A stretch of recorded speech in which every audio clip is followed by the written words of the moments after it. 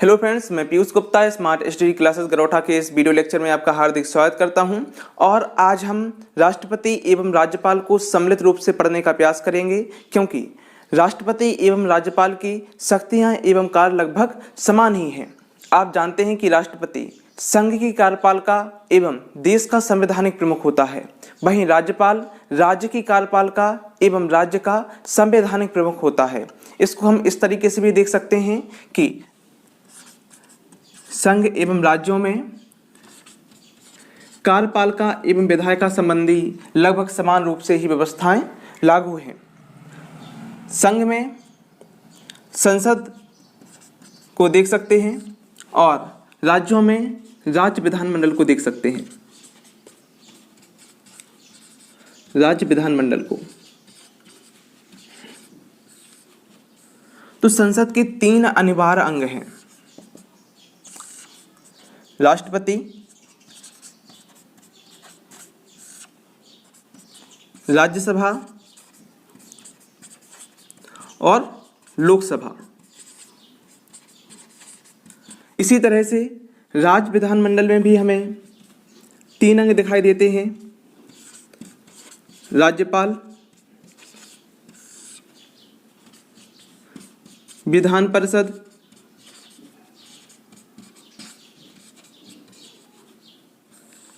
और विधानसभा। विधान परिषद सभी राज्यों में नहीं है, ये सिर्फ 6 राज्यों में ही है। अर्थात कह सकते हैं कि वर्तमान में मात्र 6 राज्यों में ही विधान परिषद है। तो संसद अनुच्छेद 79 के अंतर्गत वर्णित है। राष्ट्रपति को अनुच्छेद 52 के अंतर्गत देखते हैं। राज्यसभा अनुच्छेद 80 के अंतर्गत है और लोकसभा अनुच्छेद 81 के अंतर्गत है। राज्य विधानमंडल को हम अनुच्छेद 168 के अंतर्गत देख सकते हैं एवं राज्यपाल को 153 अनुच्छेद के अंतर्गत देख सकते हैं। राज्य विधान परिषद को हम 2 अनुच्छेदों के अंतर्गत देखते हैं, अनुच्छेद 169 और 171। इसमें कहा गया है कि राज्य विधान परिषद किस तरीके से राज्य विधानमंडल में शामिल कर सकते हैं और किस प्रकार से इसे हटा भी सकते हैं, परंतु सभी राज्यों में आपको विधानसभा देखने को मिलेगी और यह 171 अनुच्छेद में वर्णित है। तो आप देखते हैं कि संसद में राष्ट्रपति एवं राज्य विधानमंडल में राज्यपाल एक अनिवार्य अंग है। तो आज हम राष्ट्रपति एवं राज्यपाल को सम्मिलित रूप से देखने का प्रयास करेंगे, क्योंकि यदि हम राष्ट्रपति और राज्यपाल को सम्मिलित रूप से देखेंगे तो इसे हम बेहतर ढंग से समझ सकते हैं और कभी भी हमें कन्फ्यूजन की स्थिति पैदा नहीं होगी। तो आइए देखते हैं राष्ट्रपति एवं राज्यपाल को।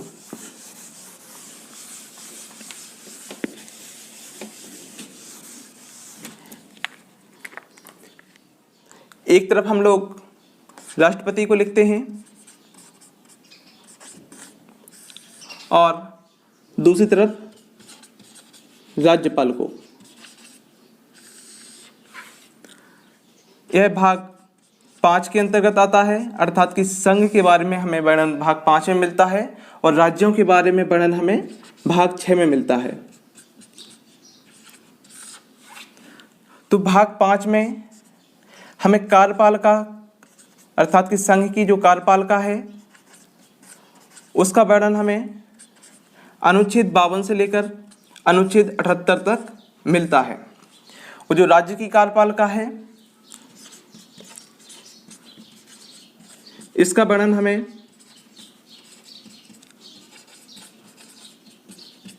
अनुच्छेद 153 से अनुच्छेद 167 तक दिखाई देता है। तो जो संघ की कार्यपालिका है उसके अंतर्गत हमें राष्ट्रपति, उपराष्ट्रपति, महान्यायवादी, प्रधानमंत्री और केंद्रीय मंत्रिमंडल दिखाई देता है। और यदि राज्य की कार्यपालिका की बात की जाए तो यहाँ पर हमें राज्यपाल, उपराष्ट्रपति जैसा यहाँ पर कोई पद नहीं होता है, तो महाधिवक्ता,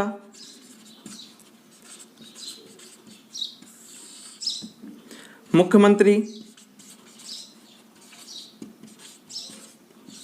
और राज्य मंत्रिमंडल, अर्थात जो विधानसभा का मंत्रिमंडल है, राज्य मंत्रिमंडल,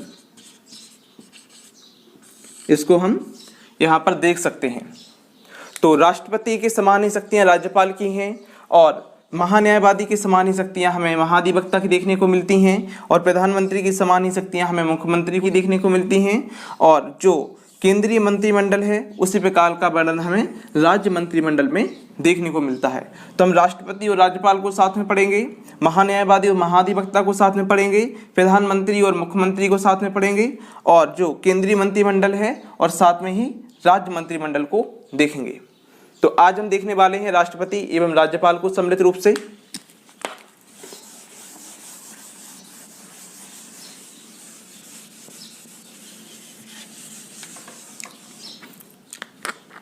सबसे पहले हम राष्ट्रपति संबंधित महत्वपूर्ण अनुच्छेदों को देख लेते हैं। अनुच्छेद 52, भारत का राष्ट्रपति होगा, जिसे हम देश का पहला नागरिक भी कहेंगे। अनुच्छेद 53 को देखते हैं। अनुच्छेद 53 में कहा गया है कि राष्ट्रपति संघ की कार्यपालिका का प्रमुख होगा, कार्यपालिका का प्रमुख होगा। अनुच्छेद 54 में राष्ट्रपति के निर्वाचन की बात की गई है। अनुच्छेद 55 में निर्वाचन की रीति बताई गई है।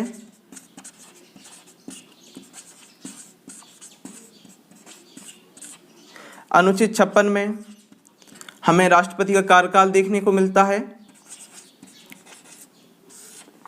अनुच्छेद 57 में कहा गया है कि राष्ट्रपति का पुनर्निर्वाचन हो सकता है।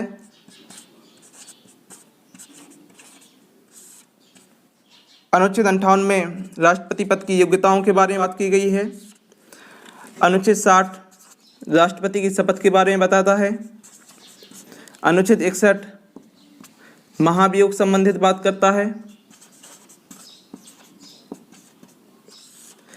अनुच्छेद 71 में राष्ट्रपति के चुनाव संबंधी मामले।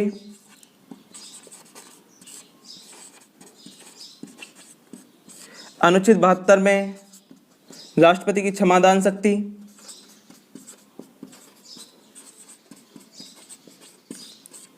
अनुच्छेद 85 के अंतर्गत हमें राष्ट्रपति के संसद के शस्त्राभिषेक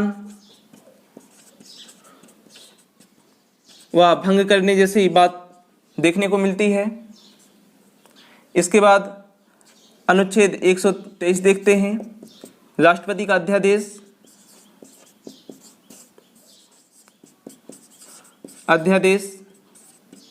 और अनुच्छेद 143 देखते हैं, सुप्रीम कोर्ट के चीफ जस्टिस से सलाह ले सकता है।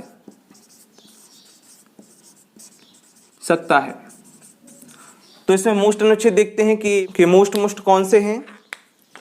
तो अनुच्छेद 52, अनुच्छेद 54, अनुच्छेद 57, अनुच्छेद 61, अनुच्छेद 72, अनुच्छेद 123 और अनुच्छेद 143 आपके लिए बहुत ही ज़्यादा मोस्ट हो जाते हैं। इसके बाद राज्यपाल संबंधी अनुच्छेद देखते हैं। तो अनुच्छेद 153 में राज्यपाल के पद की बात की गई है। 154 में कहा गया है कि राज्यपाल राज्य की कार्यपालिका का प्रधान होगा।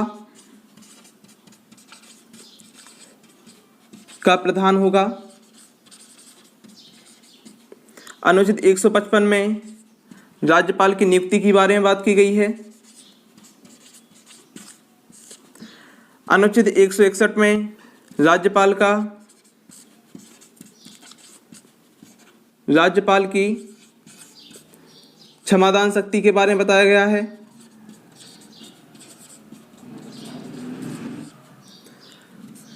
अनुच्छेद 174 देखते हैं। इसमें राज्यपाल राज्य विधानमंडल के सत्र सत्रावसान व भंग करने की बात देखने को मिलती है। अनुच्छेद 200 के अंतर्गत राज्यपाल राष्ट्रपति के लिए विधेयकों को रख लेता है। अनुच्छेद 213 के तहत राज्यपाल की अध्यादेश के बारे में बताया गया है। आपके लिए दो अनुच्छेद बहुत ही ज़्यादा मोस्ट हैं, राष्ट्रपति का अध्यादेश अनुच्छेद 123 के तहत और राज्यपाल का अध्यादेश 213 के तहत। तो इसमें मोस्ट अनुच्छेद देखते हैं कि मोस्ट अनुच्छेद कौन कौन से हैं। अनुच्छेद 154, अनुच्छेद 174, अनुच्छेद 161, अनुच्छेद 213, यह हमारे लिए बहुत ही ज़्यादा मोस्ट इंपॉर्टेंट अनुच्छेद हो जाते हैं। यदि आप इसका स्क्रीनशॉट लेना चाहें तो ले सकते हैं। तो क्रमबद्ध तरीके से देखते हैं। अनुच्छेद 52,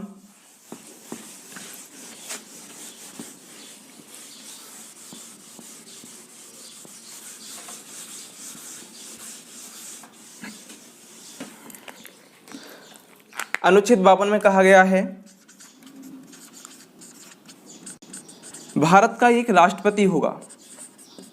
भारत का एक राष्ट्रपति होगा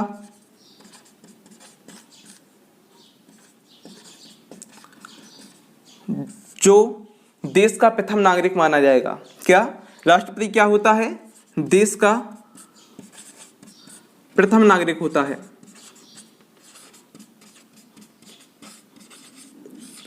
विदेशों में जितने भी अंतर्राष्ट्रीय समझौते किए जाते हैं वो सब राष्ट्रपति के नाम से ही किए जाते हैं। अंतर्राष्ट्रीय समझौते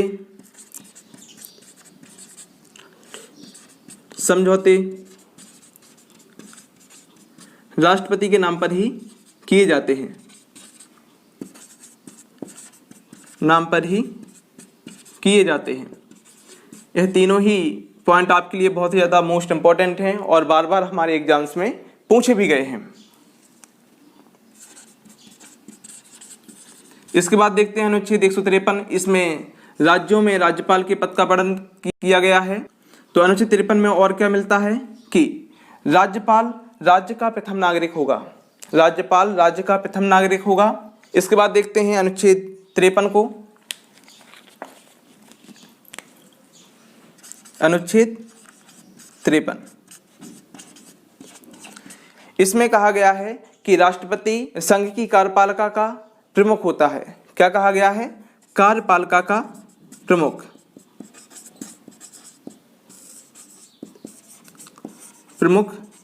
होता है। कार्यपालिका का प्रमुख कौन होता है? राष्ट्रपति होता है। परंतु विधायिका का प्रमुख कौन होता है? तो प्रधानमंत्री होता है। इसको इस प्रकार समझ सकते हैं कि कार्यपालिका और विधायिका। तो कार्यपालिका का प्रमुख कौन होता है? तो राष्ट्रपति होता है। और विधायिका का प्रमुख कौन होता है? तो प्रधानमंत्री होता है। प्रधानमंत्री देश का वास्तविक प्रधान होता है। क्या होता है? वास्तविक प्रधान होता है। परंतु राष्ट्रपति देश का संवैधानिक प्रमुख होता है। संवैधानिक प्रमुख होता है। ये दोनों ही प्रश्न हमारे एग्जाम्स में बहुत बार पूछे गए हैं। इसके बाद देखते हैं राज्यों में।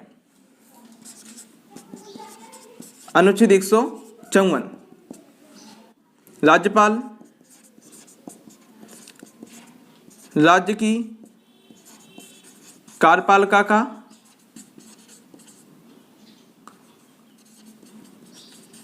का प्रधान होता है।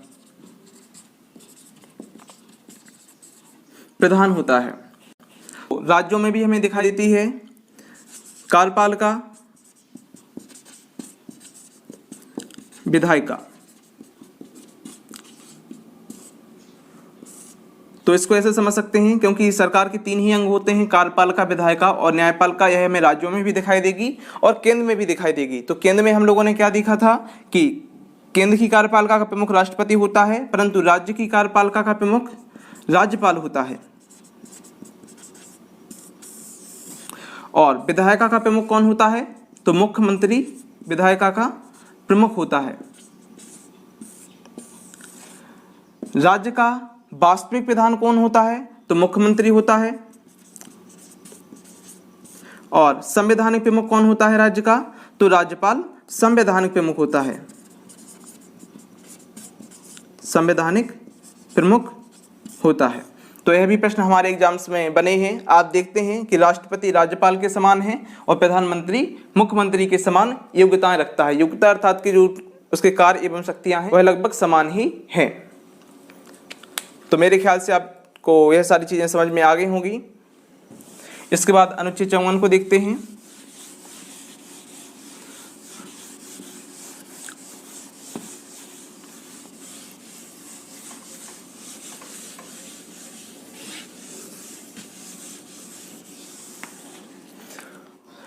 अनुच्छेद 54 में राष्ट्रपति के निर्वाचन संबंधी बात की गई है। क्या?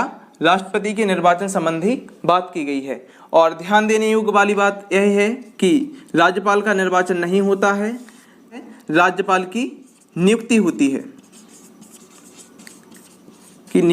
है। जो कि राष्ट्रपति के द्वारा की जाती है। राज्यपाल की नियुक्ति किसके द्वारा की जाती है? राष्ट्रपति के द्वारा की जाती है। राज्य का ना कोई चुनाव होता है, ना ही अप्रत्यक्ष रूप से चुना जाता है, इसे राष्ट्रपति के द्वारा नियुक्त किया जाता है। तो यहाँ पर राष्ट्रपति का निर्वाचन देखते हैं कि निर्वाचन कौन करवाता है? तो चुनाव आयोग करवाता है। चुनाव आयोग का वर्णन कहाँ पर मिलता है? तो हमें अनुच्छेद 324 के अंतर्गत चुनाव आयोग का वर्णन देखने को मिलता है। तो राष्ट्रपति के निर्वाचन में भाग कौन कौन लेता है? अनुच्छेद 54 में बताया गया है। तो देखते हैं भाग कौन कौन लेता है। संसद के निर्वाचित सदस्य, यह हमारे लिए मोस्ट है क्योंकि बहुत बार इससे भी प्रश्न पूछे गए हैं। संसद के निर्वाचित सदस्य, आपको थोड़ा कंफ्यूज करने की कोशिश की जाएगी। उसमें आपसे पूछा जाएगा संसद के सदस्य, लेकिन आपको क्या लगाना है? संसद के निर्वाचित सदस्य, अर्थात कि मनोनीत सदस्यों को इसमें शामिल नहीं किया जाता है। और राज्य विधानसभाओं के निर्वाचित सदस्य,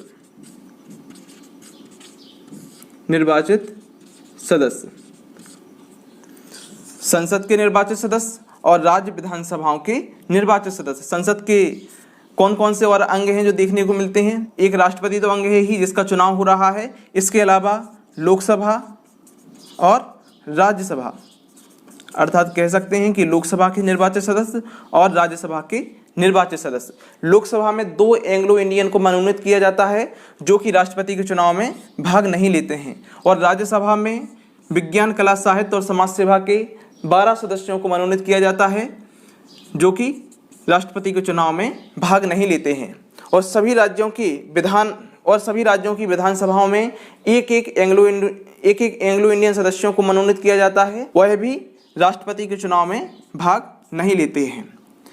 इसके अलावा एक प्रश्न और बनता है कि विधानसभाओं के निर्वाचित सदस्य भाग तो लेते हैं, सभी राज्यों में विधानसभाएं हैं और केवल 3 ही ऐसे केंद्र शासित प्रदेश हैं जो राष्ट्रपति के चुनाव में भाग लेते हैं क्योंकि उनके पास अपनी अपनी विधानसभाएं हैं। वह कौन कौन से राज्य हैं? जम्मू और कश्मीर,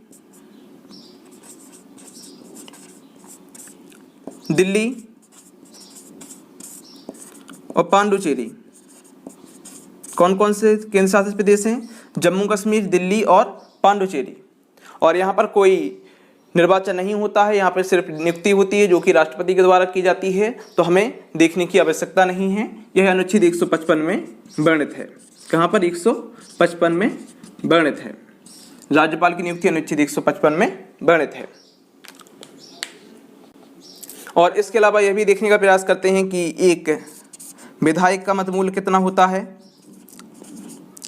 का मतमूल्य यह हमारे एग्जाम्स में तो कभी नहीं पूछा गया है और ना ही पूछा जाएगा। यदि आप रिटन एग्जाम कोई दे रहे हैं तो उसमें आपको यह सहायक हो सकता है।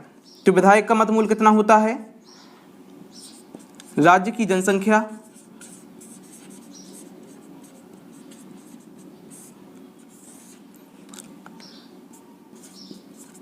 राज्य विधानसभा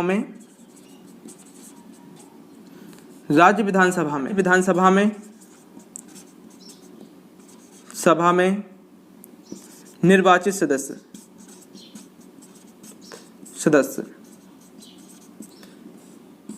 गुणे में 1/1000।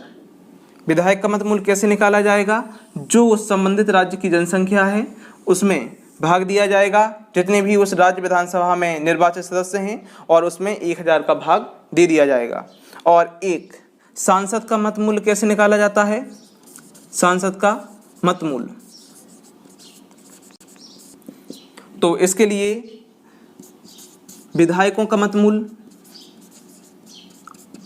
जितने भी विधायकों का मतमूल होता है उन सभी को जोड़ दिया जाता है। तो विधायकों का मतमूल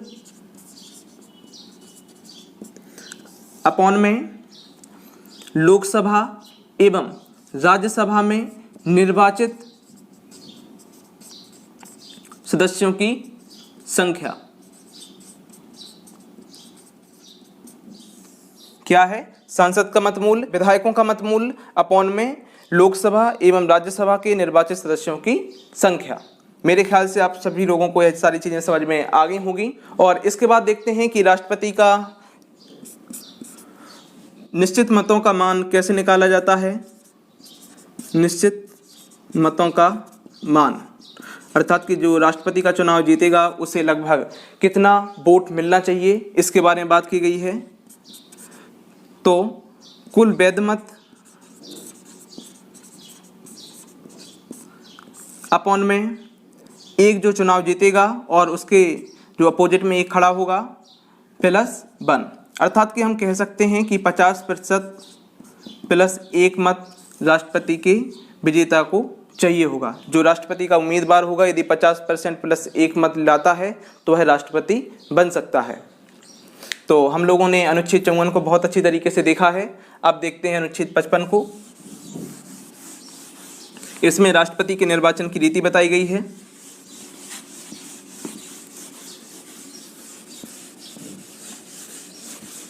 राज्यपाल का निर्वाचन ही नहीं होता है तो निर्वाचन की रीति भी नहीं होगी। देखते हैं अनुच्छेद 55 को।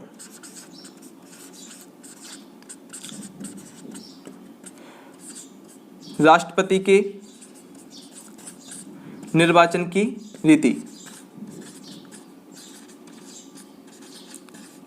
रीति। तो यह प्रश्न हमारे एग्जाम्स में बहुत ही ज़्यादा बार पूछा गया है कि राष्ट्रपति का निर्वाचन कैसे होता है। तो आनुपातिक प्रतिनिधित्व के आधार पर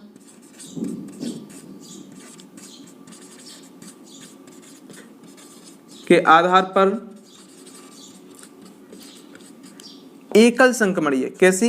एकल संक्रमणीय गुप्त मतदान प्रणाली के द्वारा होता है। प्रणाली के द्वारा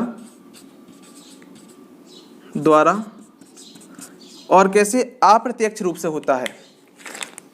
किस तरीके से? अप्रत्यक्ष रूप से, अर्थात कि इसमें जनता सीधे तौर पर भाग नहीं लेती है, अप्रत्यक्ष रूप से होता है। तो इसको समझने का प्रयास करते हैं कि एकल संक्रमणीय गुप्त मतदान प्रणाली क्या है। गुप्त मतदान प्रणाली का मतलब तो यही है कि कोई भी कि किसने किसको वोट दिया है इसका पता नहीं चलेगा। और एकल संक्रमणीय पद्धति क्या है? तो इसमें जितने भी कैंडिडेट खड़े होते हैं सभी को वोट दिया जाता है। जैसे कि हम लोग विधायकों एवं सांसदों को वोट देते हैं कि माना कि 10 उम्मीदवार खड़े हैं हमारे क्षेत्र में, राज्य विधानसभाओं के जो चुनाव हो रहे हैं उसमें विधान सभा का सदस्य बनने के लिए खड़े हुए हैं, तो हम सिर्फ एक को ही वोट देते हैं। परंतु यहाँ पर यदि 3 उम्मीदवार खड़े हैं, माना कि A, B, C, इनको वरीयता क्रम में हमें वोट देना होता है। मतलब कि पहला वोट माना कि इसको दिया है, तो दूसरा वोट इसको दिया है और तीसरा वोट इसको दिया है। माना कि आ ने वोट दिया है, यह बा ने वोट दिया है, तो बा ने पहला अपना वोट इसको दिया है, दूसरा इसको दिया है और तीसरा ए को दिया है। तो मेरे ख्याल से आप लोग समझ गए होंगे कि इसमें वोट तीनों कैंडिडेट्स को दिया जाता है, या जितने भी कैंडिडेट खड़े हों उन सभी को वोट दिया जाता है। फिर इसके आधार पर गणना की जाती है और जो भी 50% प्लस 1 मत लाता है वह राष्ट्रपति बनने के योग्य हो जाता है। और इसके अलावा अनुच्छेद 56 को देखते हैं।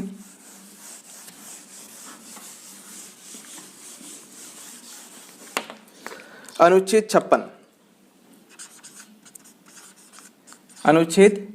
56 इसमें हमें राष्ट्रपति के कार्यकाल के बारे में बताया गया है।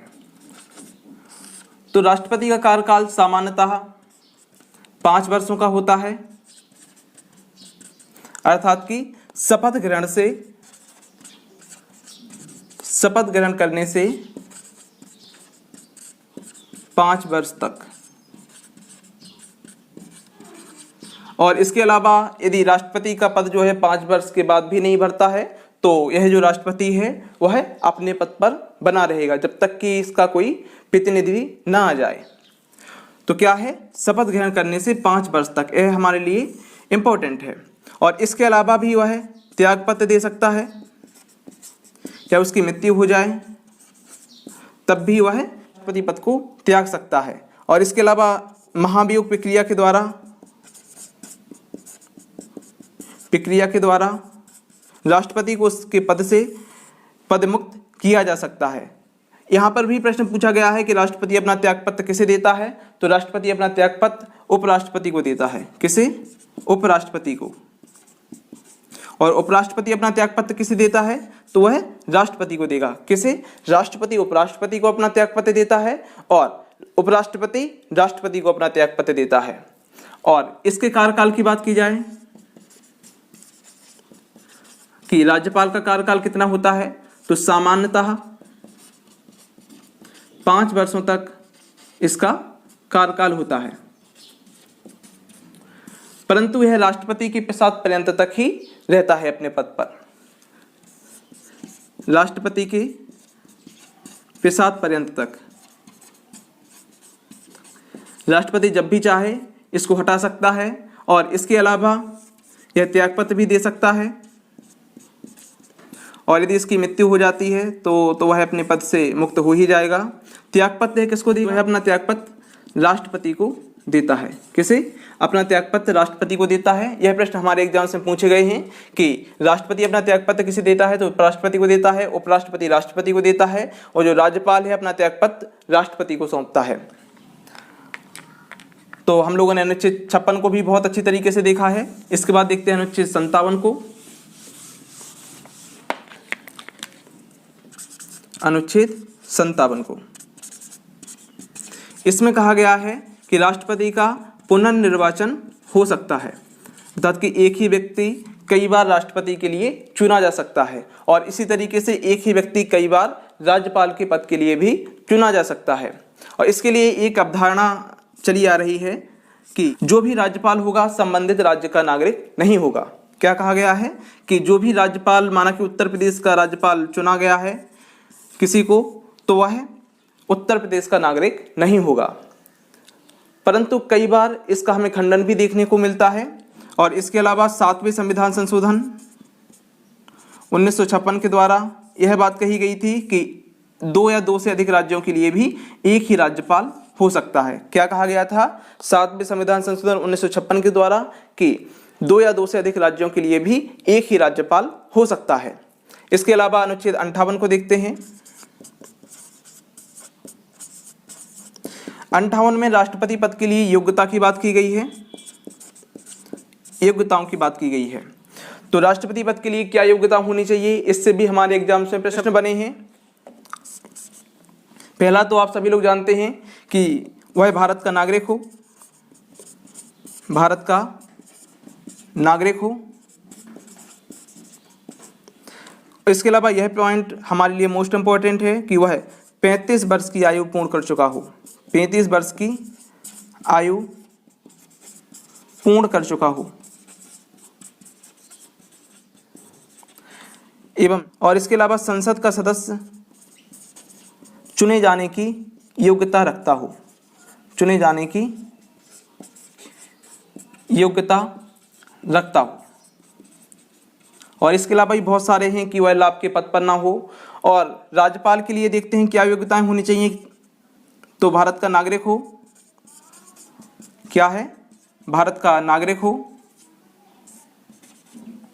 और इसके लिए भी 35 वर्ष की आयु पूर्ण कर चुका हो,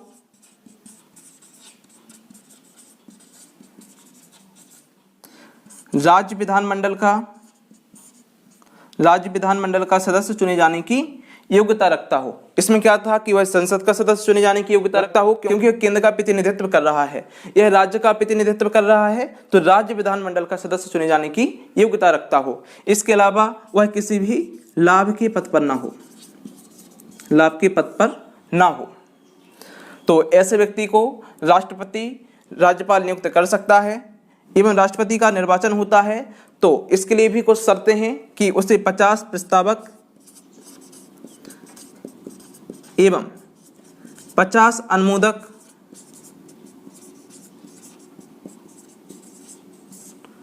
अर्थात कि 50 लोग उसके नाम को आगे करें और 50 लोग लगभग उसके नाम को स्वीकार कर लें, जो कि विधायक एवं सांसद होंगे। क्या 50 विधायक या सांसद उसके नाम को आगे करें और 50 विधायक या सांसद उसके नाम को स्वीकार कर लें, तो ऐसा व्यक्ति राष्ट्रपति का चुनाव लड़ सकता है। इसके अलावा उससे 15,000 रुपये की राशि, क्या 15,000 रुपये की राशि आरबीआई के पास जमा करनी होती है। कितनी? 15,000 रुपये की राशि आरबीआई के पास जमा करनी होती है। यदि वह कुल वैध मतों का 1/6 मत प्राप्त नहीं करता है तो उसकी जो राशि है 15,000 रुपये की, वह जब्त कर ली जाएगी आरबीआई के द्वारा। तो हम लोगों ने क्या देखा कि योग्यता में वह भारत का नागरिक हो, 35 वर्ष की आयु पूर्ण कर चुका हो, संसद का सदस्य चुने जाने की योग्यता रखता हो, 50 प्रस्तावक एवं 50 अनुमोदक होने चाहिए एवं 15,000 रुपये की राशि उसे आरबीआई के पास जमा करनी होगी। यदि 1/6 मत वह प्राप्त नहीं करता है तो उसकी जमानत जब्त कर ली जाएगी। राज्यपाल के लिए भी 35 वर्ष की आयु होनी चाहिए। इसके बाद देखते हैं अनुच्छेद 60 को। अनुच्छेद 59 में राष्ट्रपति के कार्यालय की दशाएं बताई गई हैं, परंतु वह हमारे लिए मोस्ट इंपॉर्टेंट नहीं है, तो हम लोग उसको नहीं देखेंगे। इसके बाद देखते हैं अनुच्छेद 60।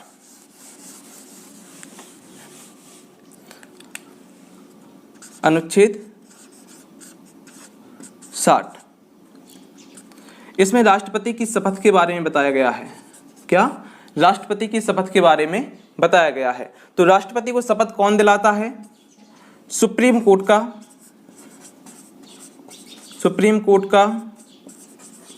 मुख्य न्यायाधीश।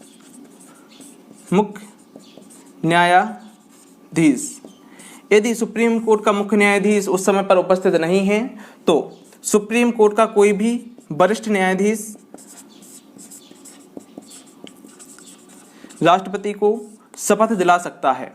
प्रश्न पूछा गया है कि राष्ट्रपति को शपथ कौन दिलाता है, तो सुप्रीम कोर्ट का मुख्य न्यायाधीश जो है राष्ट्रपति को शपथ दिलाता है। यदि मुख्य न्यायाधीश मौजूद नहीं है तो वरिष्ठ न्यायाधीश राष्ट्रपति को शपथ दिलाता है। और यह भी प्रश्न बना है कि सुप्रीम कोर्ट के मुख्य न्यायाधीश को शपथ कौन दिलाता है, तो राष्ट्रपति सुप्रीम कोर्ट के मुख्य न्यायाधीश को शपथ दिलाते हैं। राष्ट्रपति सुप्रीम कोर्ट के मुख्य न्यायाधीश को शपथ दिलाते हैं और मुख्य न्यायाधीश राष्ट्रपति को शपथ दिलाते हैं। इसके अलावा देखते हैं कि राज्यपाल को शपथ कौन दिलाता है, तो हाई कोर्ट के मुख्य न्यायाधीश, हाई कोर्ट के जो मुख्य न्यायाधीश हैं वह राज्यपाल को शपथ दिलाते हैं। और यदि मुख्य न्यायाधीश मौजूद नहीं है तो हाई कोर्ट के वरिष्ठ न्यायाधीश उस समय पर जो भी होंगे वह राज्यपाल को शपथ दिलाएंगे। तो हम लोगों ने अनुच्छेद 60 को भी देख लिया है बहुत अच्छी तरीके से। इसके बाद देखते हैं अनुच्छेद 61 को, जो कि हमारे लिए बहुत ही ज़्यादा इम्पोर्टेंट है और कई बार हमारे एग्जाम्स में उससे प्रश्न देखने को भी मिले हैं। अनुच्छेद 61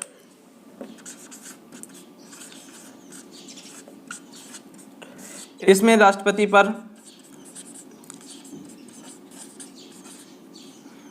पर महाभियोग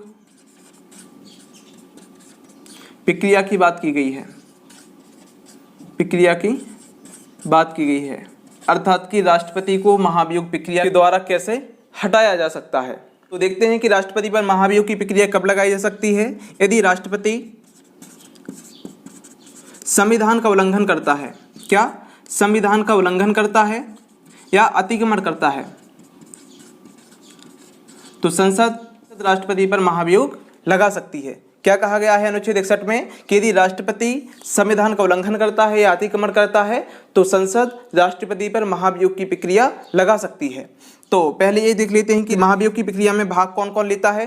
निर्वाचन में जैसे हम लोगों ने देखा था कि संसद के निर्वाचित सदस्य भाग लेते हैं और सभी राज्य विधानसभाओं के निर्वाचित सदस्य भाग लेते हैं, परंतु इसमें थोड़ा फेरबदल देखने को मिलता है। तो क्या है वह, इसको देखते हैं।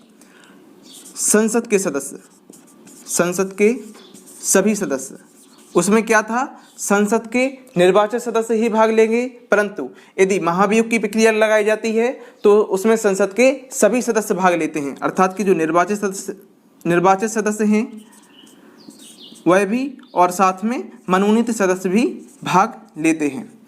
और पिछले में हम लोगों ने क्या देखा था कि राज्य विधानसभाओं के भी सदस्य भाग लेते हैं, परंतु राज्य विधानसभाओं के सदस्य इसमें भाग नहीं लेते हैं, अर्थात कि महाभियोग प्रक्रिया में राज्य विधानसभाओं के सदस्यों को कोई अधिकार प्राप्त नहीं है, सिर्फ संसद के सभी सदस्यों को यह अधिकार प्राप्त है। तो इसको देखते हैं। यदि संसद के किसी भी सदन को लगता है, अर्थात कि लोकसभा या राज्यसभा में से किसी को भी लगता है कि राष्ट्रपति ने संविधान का उल्लंघन किया है या अतिक्रमण किया है, तो वह महाभियोग प्रक्रिया प्रारंभ कर सकते हैं। तो माना कि लोकसभा ने सर्वप्रथम महाभियोग की प्रक्रिया प्रारंभ की है। महाभियोग की प्रक्रिया कोई भी प्रारंभ कर सकता है, राज्यसभा भी कर सकती है और लोकसभा भी कर सकती है, परंतु हम मान लेते हैं कि लोकसभा ने पहले प्रारंभ किया है। तो लोकसभा क्या करेगी, 1/4 बहुमत से, अर्थात कि 1/4 बहुमत से, जो कि लोकसभा में उस समय उपस्थित सदस्य होंगे उसके 1/4 सदस्य राष्ट्रपति के महाभियोग संबंधी विधेयक को पारित करेंगे। पहले विधेयक को पारित करेंगे, इसके बाद राज्यसभा के पास रह जाएगा और राज्यसभा भी यदि 1/4 बहुमत से इसे पारित कर देती है तब यह राष्ट्रपति के पास पहुंचाया जाएगा और राष्ट्रपति के पास 14 दिनों तक यह रहेगा। सबसे पहले लोकसभा या राज्यसभा के द्वारा यह विधेयक संसद में पेश किया जाएगा। यदि लोकसभा के द्वारा 1/4 बहुमत से इसे यह पास हो जाता है और राज्यसभा के द्वारा भी 1/4 बहुमत से पास हो जाता है तो यह राष्ट्रपति के पास भेजा जाएगा 14 दिनों के लिए, और 14 दिन बाद राज्यसभा या लोकसभा में किसी में भी यह प्रक्रिया प्रारंभ हो सकती है। माना कि लोकसभा में यह प्रक्रिया प्रारंभ होती है तो लोकसभा में 2/3 बहुमत से,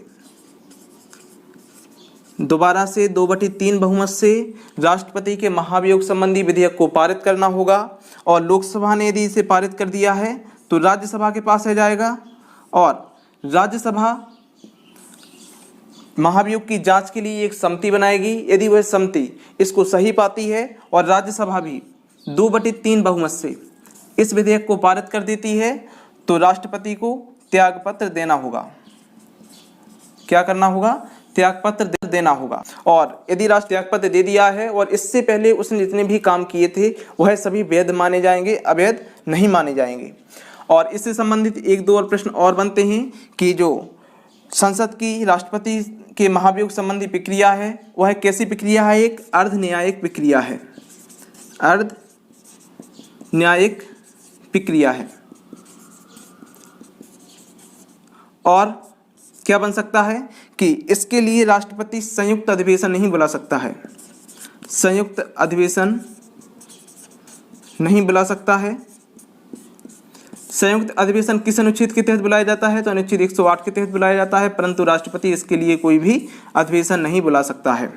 तो हम लोगों ने राष्ट्रपति के महाभियोग संबंधी प्रक्रिया को समझा और राज्यपाल पर कोई महाभियोग संबंधी प्रक्रिया नहीं लगती है, वह सिर्फ राष्ट्रपति के प्रसाद पर्यंत तक ही रहता है, अर्थात कि राष्ट्रपति जब भी चाहे उसे हटा सकता है। तो इसके बाद देखते हैं अनुच्छेद 71 को।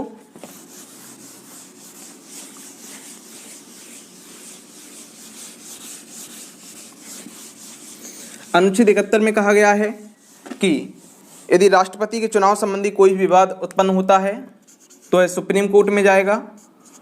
अनुच्छेद 71 चुनाव संबंधी विवाद, यह भी हमारे एग्जाम्स में कई बार पूछा गया है। चुनाव संबंधी विवाद, यदि राष्ट्रपति के चुनाव में कोई भी विवाद की स्थिति उत्पन्न होती है तो 30 दिनों के भीतर के अंदर 20 सदस्यों का एक दल सुप्रीम कोर्ट जा सकता है और राष्ट्रपति के चुनाव में जो भी विवाद उत्पन्न हुआ है उसके लिए सुप्रीम कोर्ट सुनवाई करेगा। क्या कहा गया है कि 30 दिनों के भीतर 20 सदस्यों का जो न्यूनतम दल है 20 सदस्यों का होना चाहिए का दल सुप्रीम कोर्ट जा सकता है, तो सुप्रीम कोर्ट उस पर सुनवाई करेगा। इसके बाद देखते हैं अनुच्छेद 72 को। अनुच्छेद 72 यह हमारे लिए बहुत ही ज़्यादा मोस्ट इम्पॉर्टेंट है क्योंकि यह हमारे एग्जाम्स में बहुत ही बार पूछा गया है। इसमें है राष्ट्रपति की क्षमादान शक्ति। राज्यपाल की क्षमादान शक्ति अनुच्छेद 161 में है। अनुच्छेद 161 में राज्यपाल की क्षमादान शक्ति।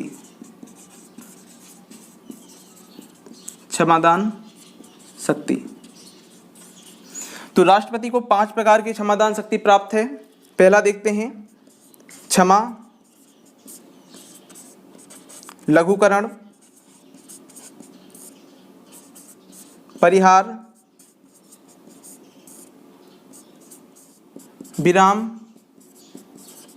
व प्रविलंबन।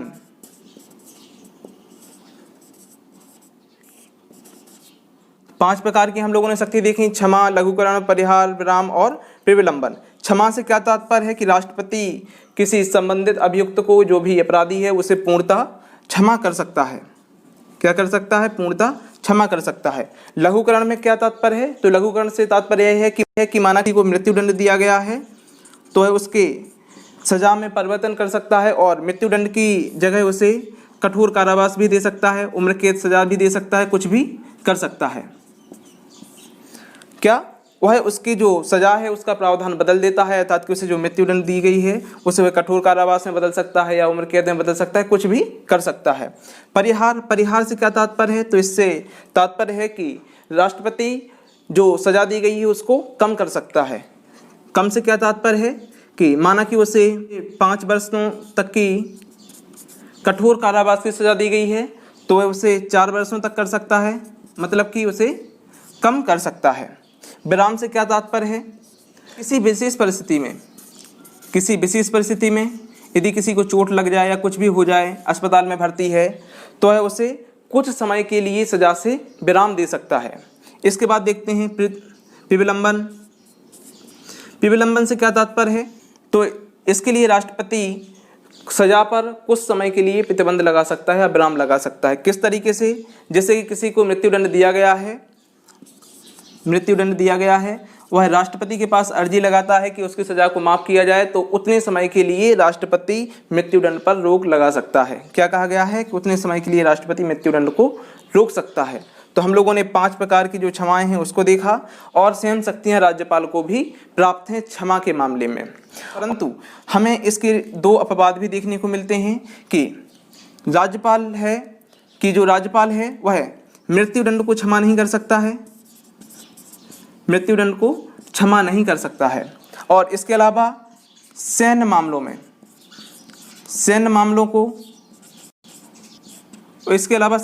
में जो सजा दी गई है उसको वह ना तो कम कर सकता है ना ही बदल सकता है, अर्थात कि कह सकते हैं मामलों संबंधी उसके पास कोई भी अधिकार प्राप्त नहीं है। यह अधिकार सिर्फ राष्ट्रपति के पास हैं और बाकी सभी अधिकार राज्यपाल के पास भी प्राप्त हैं और राष्ट्रपति के पास भी प्राप्त हैं। तो आज का वीडियो लेक्चर यहीं पर समाप्त करते हैं। मेरे ख्याल से आप सभी लोगों को यह वीडियो लेक्चर बहुत ही ज़्यादा इंटरेस्टिंग लगा होगा। इसके बाद 1 या 2 पार्ट और आएंगे राष्ट्रपति संबंधित, क्योंकि राष्ट्रपति और राज्यपाल को हम लोग साथ में देख रहे हैं। तो यदि आप लोगों को यह वीडियो लेक्चर पसंद आया हो तो इसे लाइक कीजिए, अधिक से अधिक शेयर कीजिए और इसी तरह की वीडियो लेक्चर यदि आप और भी पाना चाहते हैं तो इस चैनल को भी सब्सक्राइब कर लीजिए और साथ ही बेल आइकन को दबा दीजिए ताकि जितने भी इसी तरीके की इंटरेस्टिंग वीडियो डाली जाएं आपके पास सबसे पहले पहुंच सकें। और यदि आप भारतीय संविधान का क्रमबद्ध तरीके से अध्ययन करना चाहते हैं तो आप स्मार्ट स्टडी क्लासेस गरोठा के यूट्यूब चैनल पर जाकर भारतीय संविधान की प्लेलिस्ट में सभी वीडियोस को या सभी चैप्टर्स को आप क्रमबद्ध तरीके से देख सकते हैं और अपने एग्जाम्स में अपनी सफलता को निश्चित कर सकते हैं। Thank you.